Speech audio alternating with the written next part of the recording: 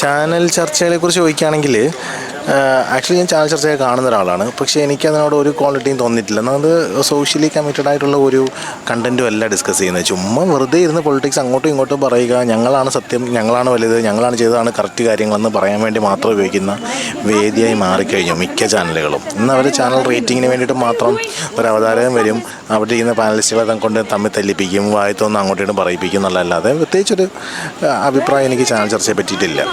It's actually waste of time. അതൊരു പ്രൊഡക്റ്റീവായിട്ട് സാധനമല്ല.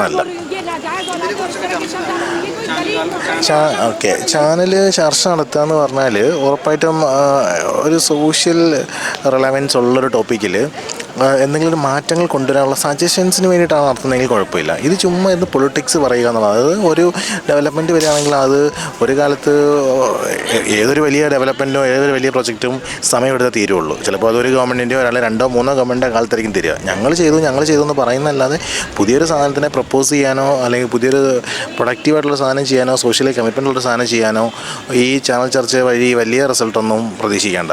വെറുതെ ഇരുന്ന് പൊളിറ്റിക്സാണ്, ഇത്രയേ ഉള്ളൂ.